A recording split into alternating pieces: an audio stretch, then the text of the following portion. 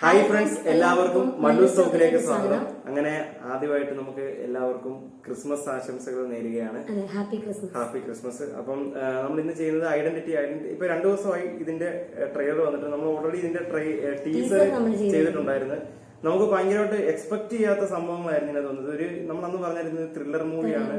പക്ഷെ ആ thriller movie നമ്മൾ ഇതുവരെ കാണാത്ത ഒരു രീതിയാണ് ഇതിന്റെ അകത്ത് അവരാ ഒരു മേക്ക് അല്ല നമ്മളെ കാണിക്കുമ്പോ തന്നെ അവരുടെ കണ്ണും ആ സൈഡിൽ വെച്ചിട്ടില്ല പേര് വരെ കാണിക്കുന്നത്. അതിൽ തന്നെ എന്തോ ഒരു നിഗൂഢ സംഭവമുണ്ട്. പിന്നെ ഞങ്ങൾക്കറിയാം ഇന്നത്തെ കാസ്റ്റിംഗ് അന്യ കാസ്റ്റിംഗ് ആണെന്ന് വെച്ചാൽ നമ്മുടെ ടൊവിനോ, അതുപോലെ തന്നെ തൃഷ, വിനയ് റായ്, അങ്ങനെ ഒരു വലിയ കാസ്റ്റിംഗ് ഇതിനകത്ത് വരുന്നുണ്ട്. അപ്പൊ അവരുടെയൊക്കെ ചില സീൻസ് അവരുടെ റോൾ എന്ന് ചെറുതായിട്ടൊന്ന് കാണിച്ചു കൊണ്ടായിരുന്നു. അതൊക്കെ രസമുണ്ടായിരുന്നു.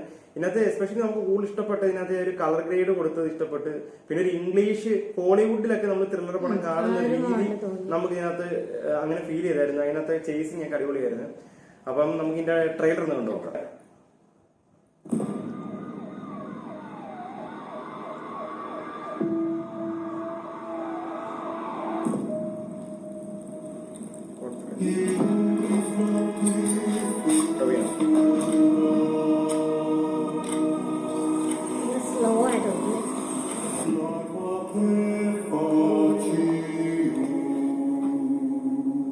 അതെ, മോള് കണ്ട ആങ്ങളുടെ ഹെയർ സ്റ്റൈൽ എങ്ങനെ? ഈ വിറ്റ്നസ് എന്നൊക്കെ പറയുമ്പോൾ സംഭവത്തിന്റെ ഏറ്റവും വലിയ മാത്രം കണ്ടുള്ള ടീമാണ്. നോ സർ, അവൾക്കെല്ലാം നല്ല വ്യക്തമായ ഓർമ്മയുണ്ട്.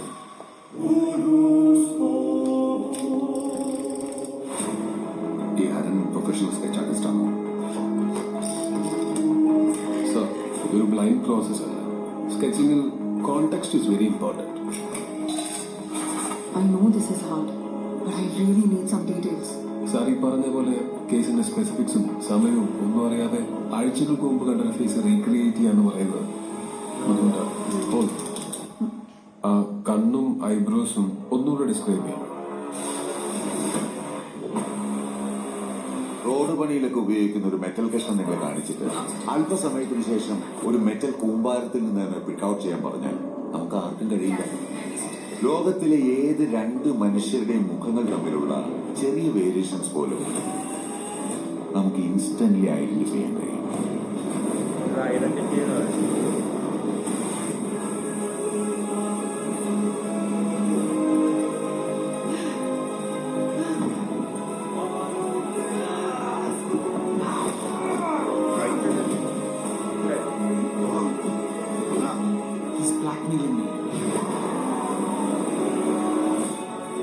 അവളുടെ മെമ്മറി ലാ ഫീസ് ഉണ്ടെങ്കിൽ നമുക്കത് തപ്പിയെടുക്കാം.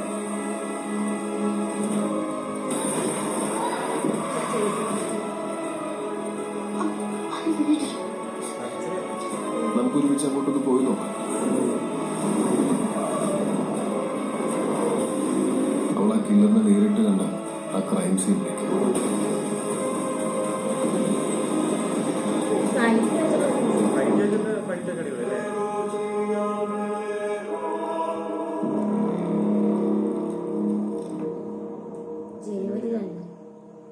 അങ്ങനെ പുതുവത്സരത്തിലല്ലേ ജനുവരി 2 വരുന്നുണ്ട്. അപ്പം ഇത് കണ്ടിട്ട് നല്ല പ്രതീക്ഷയുണ്ട്.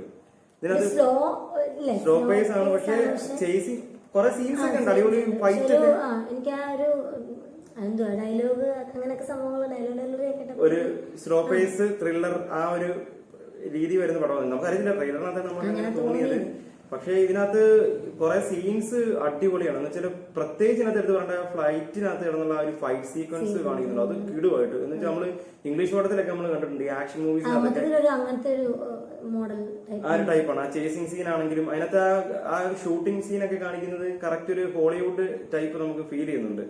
എന്തായാലും മേക്ക് ചെയ്തേക്കുന്നത് നല്ല രീതിയിൽ തന്നെയാണ്. എന്ന് വെച്ചാൽ അത്യാവശ്യം ഇതിനകത്ത് CG വർക്കൊക്കെ ഇടയ്ക്കൊക്കെ സീൻസിലേക്കത്തുണ്ട്. ഇപ്പം ആ ബ്ലാസ്റ്റ് ചെയ്യുന്ന സീനാണെങ്കിലും ഫ്ലൈറ്റിനകത്ത് അവർ ആ ഒരു എയറിൽ നിൽക്കുന്ന സീൻസും അതൊക്കെ അത്യാവശ്യം നല്ല രീതിയിൽ തന്നെ ഇതിനകത്ത് നമുക്കിപ്പോ ട്രെയിലറിനകത്ത് ഉണ്ടപ്പം ആ ഒരു പോർഷനൊക്കെ നല്ല രീതിയിൽ തന്നെ അവർ ചെയ്തിട്ടുണ്ട്. പിന്നെ